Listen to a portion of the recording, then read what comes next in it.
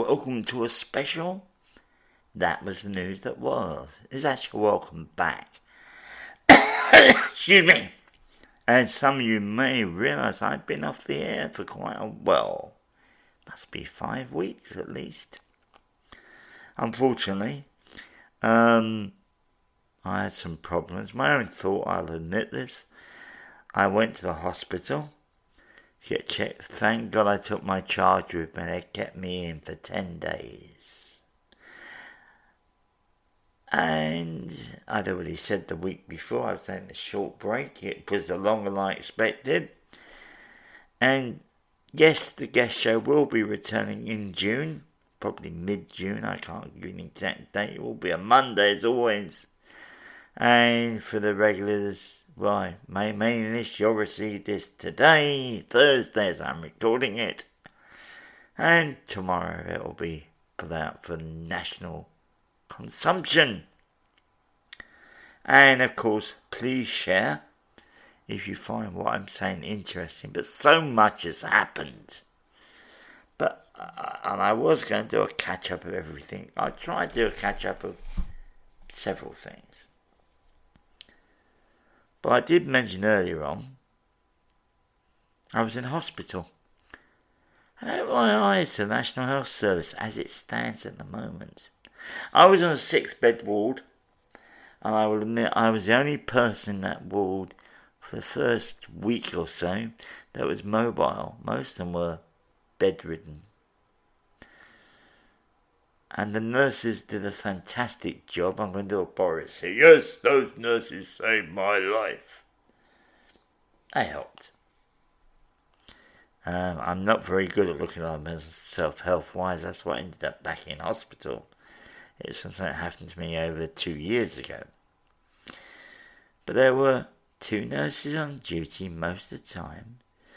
There was one day I noticed there was a nurse. She came from I suppose they call it the bank of nurses.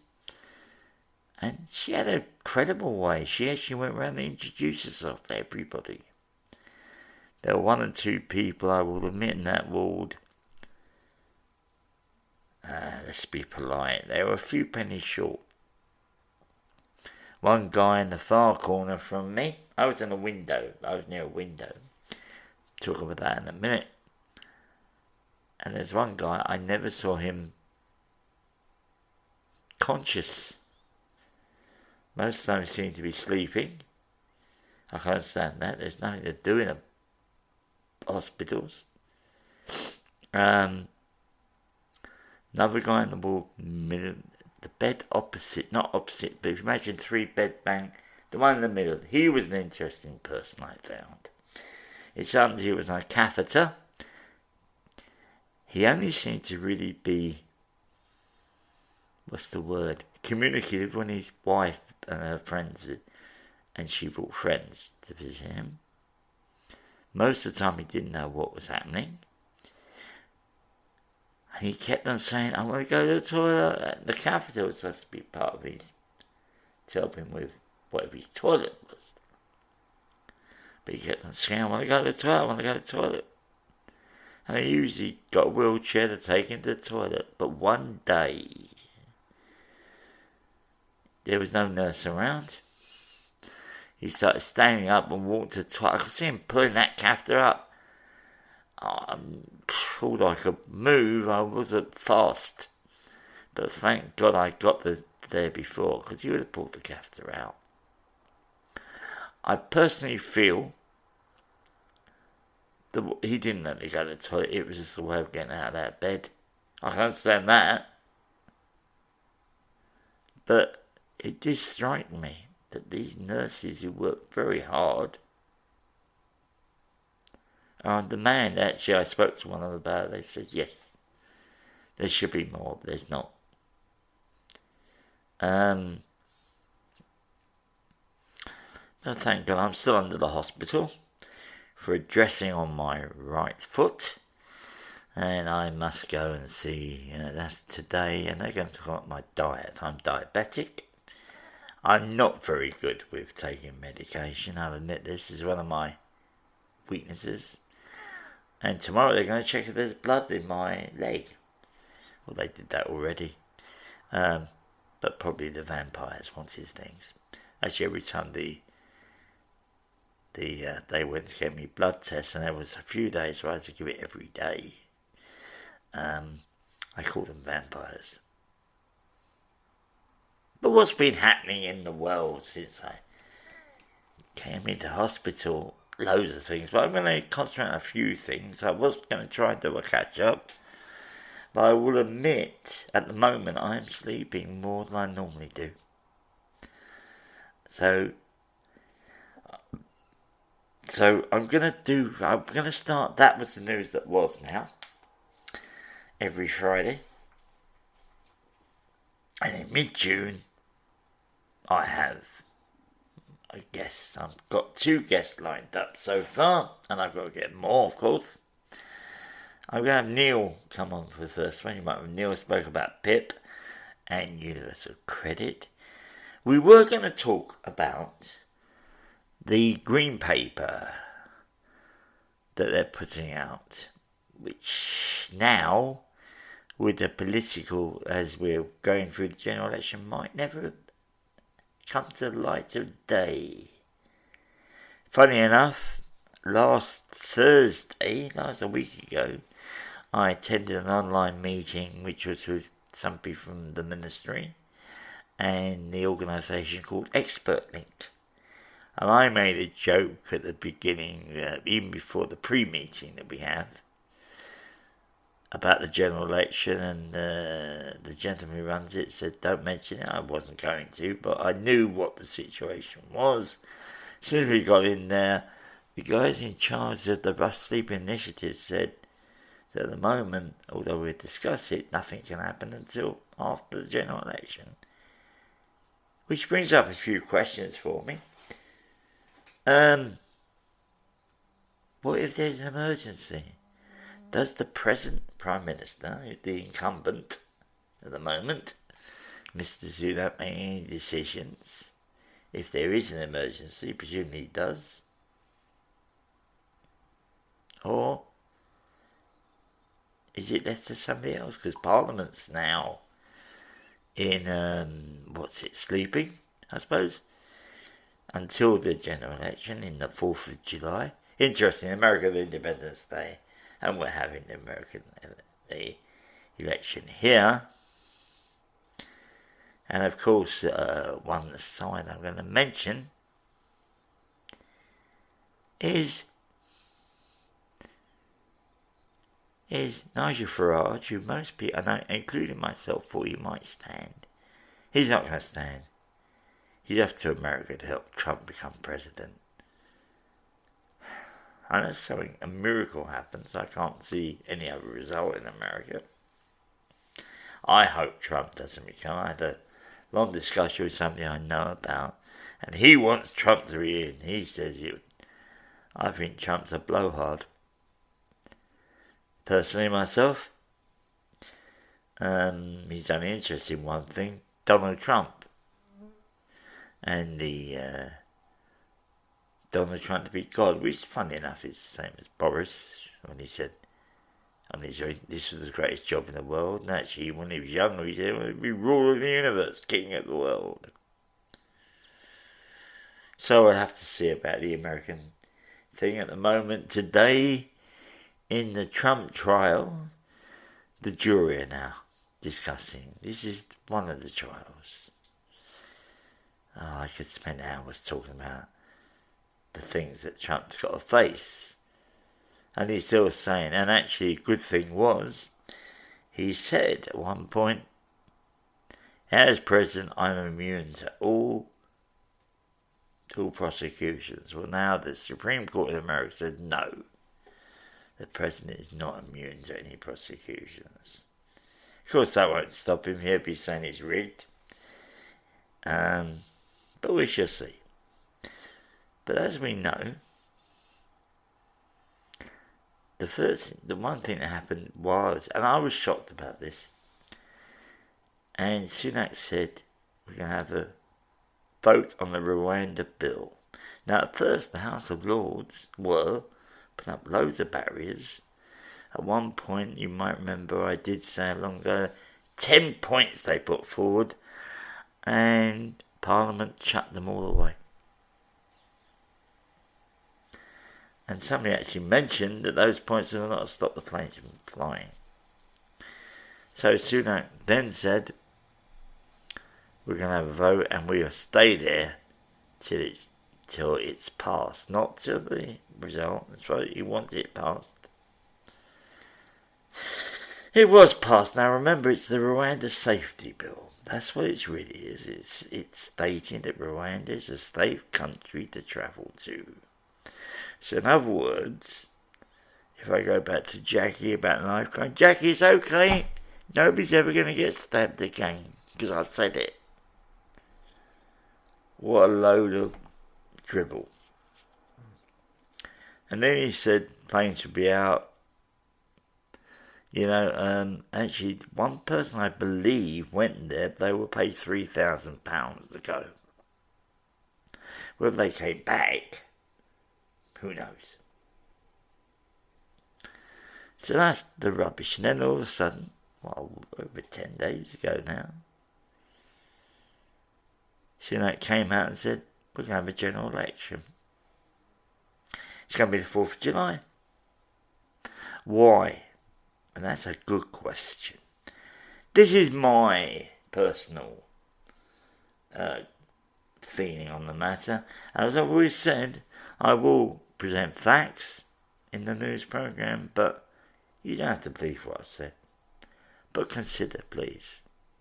I think he met with the 1922 committee.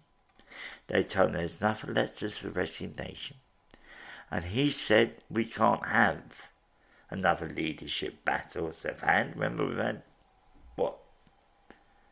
3 prime ministers without a vote? Is it 2? Sunak and Liz of the 49 days, who is waiting in the wings. So he had to announce the election. It's quite a coincidence when, as you may remember, when Liz came out to say her speech, it rained. What happens when he comes out, it rained. Somebody actually said, why didn't he take an umbrella with him? But maybe that's his point. Now, I will say about Mr. Sunak, I made a mistake. Yes, I made a mistake. When Liz Truss became leader, I did say to a friend of mine, Neil, I talk to Neil most days about these things. He's a good sounding board. That Liz Truss would be a disaster. I never realised. In 49 days, she almost brought, if she had been any longer, the country would have been decimated. Her Chancellor, Kwarteng, bit the bullet for her, and everybody's blaming him. And even she blames him, which is very convenient, but it's all based on a book they both wrote together. And if you may remember, now it's proven that her taxation policies weren't working. What did she do at the Conservative Party conference? She stood up and said the same speech that one of the leadership. It was almost word for word about tax. She won't change her mind, and she's actually said, I wasn't given a good enough chance. Well, good enough chance to kill the country. Yeah, I'm sorry, Liz. But if you became, anywhere near power, it would be a disaster. There's other people. There's people who are regulars to my podcast now I detest. That's it. So, but what a ride Sunak has had since announcing. He went to Wales and we're talking to people, and of course, being as one of the people as he professes, he said, "Are you looking for the Euros?" I don't think nobody told him that Wales weren't in the Euros. And actually, if I'd gone to Wales, I'd talk about rugby because that's their prime sport. But he probably doesn't know what rugby is. He probably thinks it's some some foreign thing. And he went to Ireland. And this was brought up by the news at the time, and I think it was a nice little picture. He gave a speech down the road from the Titanic Centre, and he's now sinking like everything. Not very good policies. New policy brought out, which he knows can't get through, as I said before. That gentleman that the Dulac said to us, no policy can go through until Parliament's back. But young people are going to either spend a year being conscripted or 25 days voluntary service. Now it's 52 weeks. That means they're 2 days a week, weekends. Yeah, do some voluntary service. Or spend a year in the army. Well, any of the forces, really. Funny thing is that one general stood up and said it takes them 10 months to train a soldier. So, for 1 year, you're going to do voluntary service. And it takes us 10 months, we'll have 2 months use out of you, and then off you go. Now, in one way, I can understand that. There are several people. I think I go back to a friend of mine. When I was living in South London, I was about 60, he was 50. And he came from Liverpool. And he said to me, he knew people of his age group who had never worked all their life. In my age, not much difference, 10 years. It was, we were told, work. It's the only thing to do. But I think this is once again something that's going to use in there. They haven't published the manifesto as such. But I know they're going to say, look, we've done the Rwanda Safety Bill. Haven't stopped the boats, have they? And that's the reason for this that was presented. I also say they brought inflation. Now, inflation actually has gone down, but not due to the Conservatives.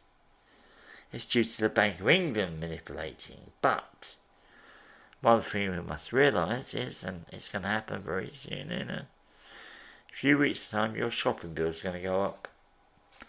Because on the 29th of last month, all the duties we were exempt to from bringing food in from Europe, and we do bring a lot of food in, that's gone. So import duties are going to go up.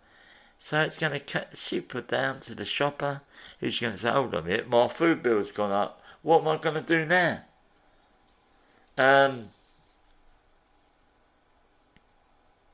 So, what are they going to do now? I have heard that in next month, I believe, in July, I should say, the electricity bill is going to go down by 150 quid. Probably a couple of months later, go up. Happens. Because we must remember, these energy companies need their profits. The water companies are in trouble. Unfortunately, they spent their profits on giving out shares. They didn't spend profits on the actual infrastructure of the water. And they were to them at one place still getting sewage. So we got a lot of problems coming up. Then a real surprise happened. Last weekend, Michael Gove announced he's going to stand down. They already said last year 80 Tories were standing down. At the moment, 77 have gone. Although I've seen another figure saying they need 117 people to fill the seats. Now, this will be the same as the local elections. If the result is the same, then the Tories are looking at a big disaster. One person actually said they would only get about 10% of the seats, maybe 13 seats. That would be the biggest disaster the Tories are facing for centuries. They're one of the oldest parties ever. They are the oldest party ever. So it's going to be interesting. 2 ministers gone down, but remember, they're okay. Most of these ministers, and I wouldn't say all Tories, a lot of them are, let's say they're well heeled, they've got a few bob. But they will be getting their pension, which is, I believe, and somebody can fact check me on this, this is my memory, 70% of the wage. Now the question is, the MP's bills are due to go, wage due to go up to 93,000 a year. It was about 70,000. That's without the expenses. They've lost the expenses. Pity. That $250,000 comes so useful, doesn't it? But even then, 50 grand a year is a pension. My God, I'd like my pension to be 50 grand. They had stated for the pensioners, as I have one, treble lock will remain.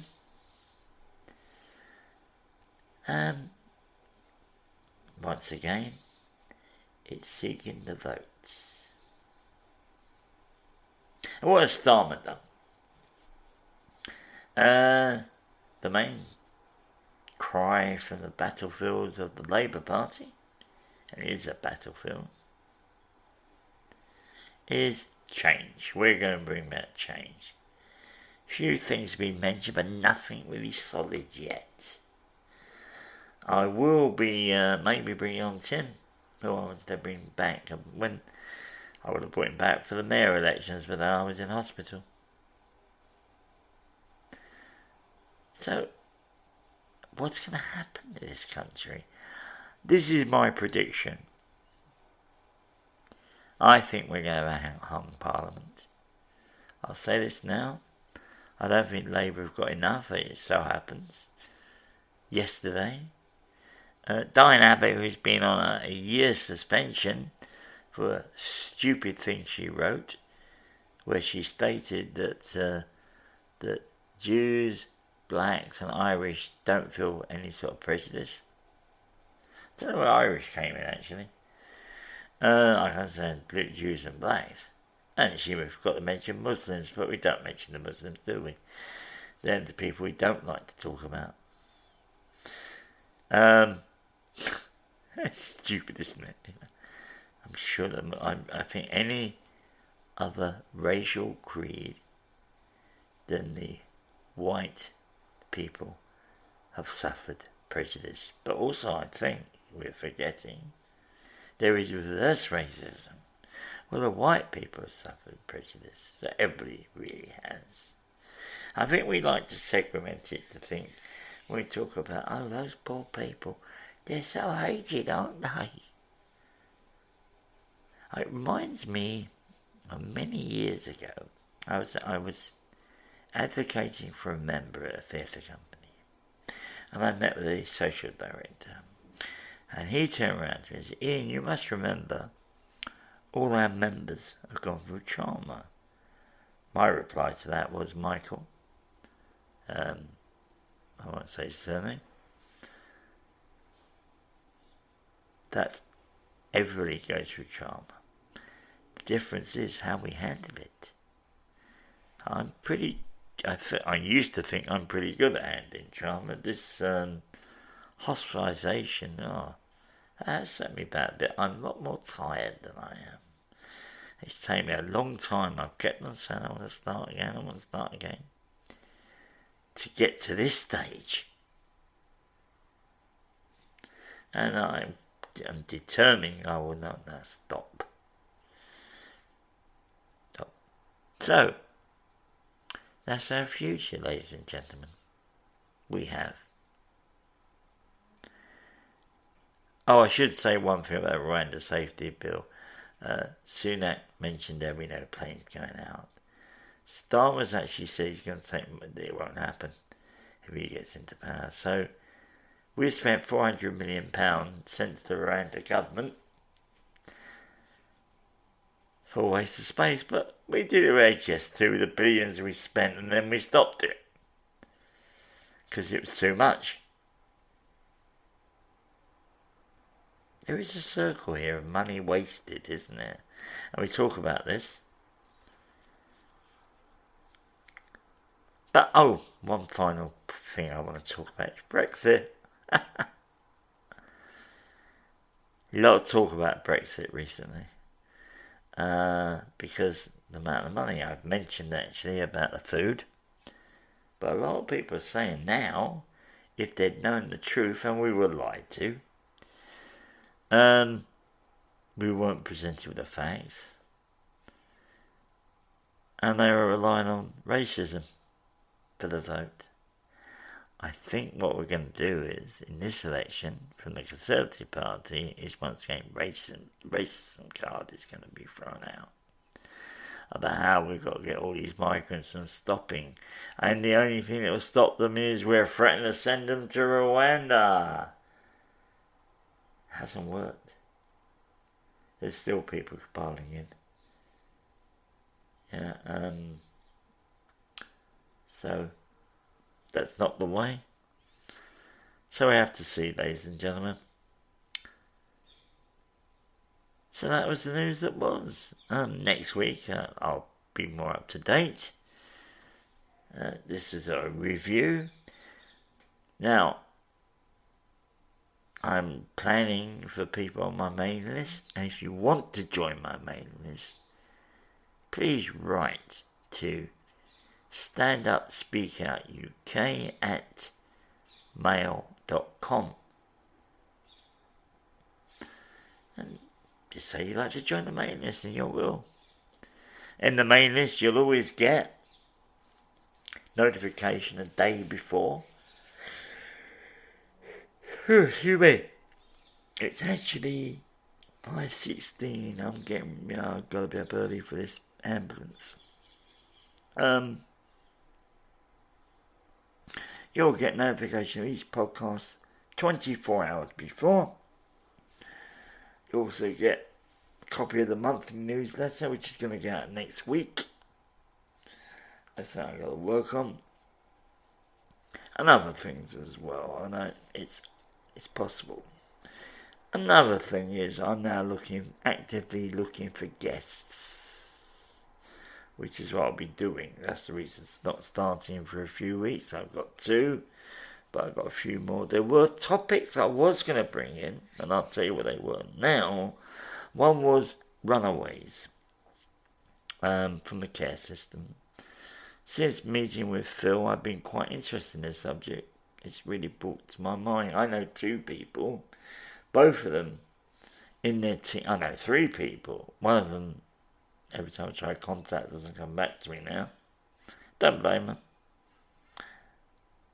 But they ran away.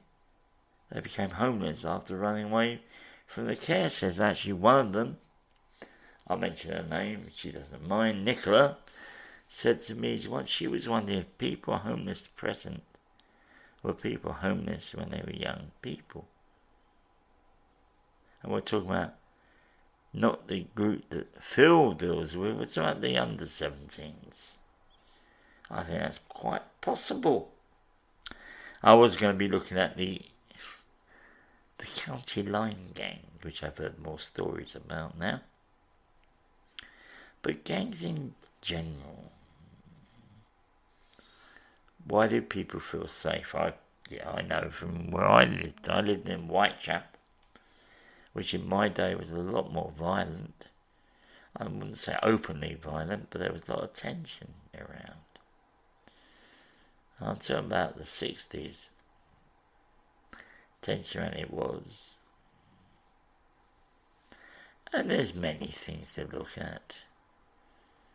So, if you think you've got a topic you'd like to talk about, contact me. I won't say automatically get on. Recently, I was contacted by a woman who wanted to talk to me about the young Irish boy who ran away from care. And I already said I wasn't going to interview him. And since then I've heard he's done some criminal acts which I can't condone. Because I'm not here to be sensationalised. I'm here to have proper debates with people. So what you got to look up to, the first one will be me and Neil talking about the general election. We're going to discuss things. Then Anthony the addict, is going to set up his own recovery hostel. Now, I know nothing about drugs. That's why I brought it on originally. But it's an interesting subject. The difficulty to face, what you have to, hurdles you have to overcome. And then I'm looking for more people. There was one gentleman who supports people in the support side of the world. And he actually contacted me the day I went to the hospital. So I'm hoping to bring him on. There's a load more. So that's it. I wish you a pleasant weekend. And you'll hear me next Friday. Thank you very much. And bye.